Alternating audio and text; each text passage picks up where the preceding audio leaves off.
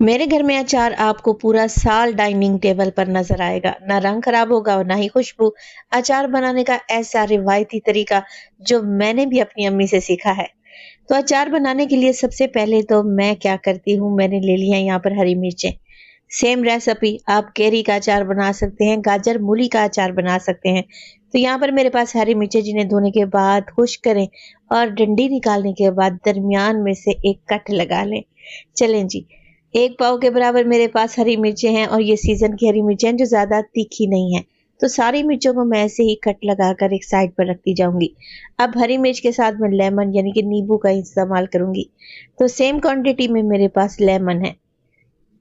1 के 2 हिस्से करें या 2 के 4, ये आप पे डिपेंड करता है। चलें जी, नींबू कट गए, हरी मिर्चें कट गई, तो अब मैंने मिट्टी की हांडी ले ली है। वैसे आप कोई सा भी बर्तन ले सकते हैं।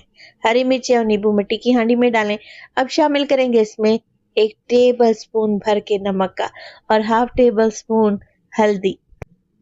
तो अच्छे तरीके से टॉस करेंगे ताकि नमक और हल्दी नींबू मिर्ची पर अच्छे तरीके से लग जाए। कवर लगाएं और पूरी रात के लिए इसे किचन काउंटर पर छोड़ दें। सुबह आपने करना ये है कि इसे किसी स्ट्रेनर में डालकर छान लेना है। एक्स्ट्रा पानी सब्जियों का निकल जाएगा और इस पानी को आपने ज़ाया कर देना है। इसका इस्तेमाल हम अचार में नहीं करेंगे।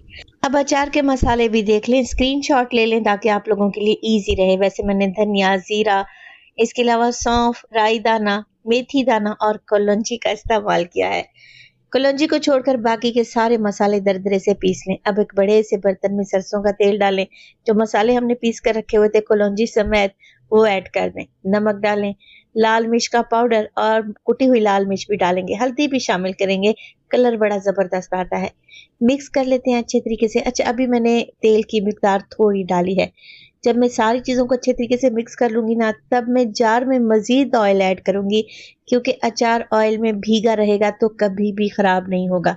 ना ही इसका कलर चेंज होगा और ना जायका ख़राब होगा। तो मसालों को अच्छे तरीके से मिक्स कर लें। तो कोई साफ़-सुथरा जार ले लें जो कि बिल्कुल ड्राई होना चाहिए। उसमें नींबू मिर्ची का अचार भरें और ऊपर से ऑयल डालें। कवर लगाकर छोड़ दें। 1 हफ़्ते के बाद आप इसे इस्तेमाल कर सकते हैं।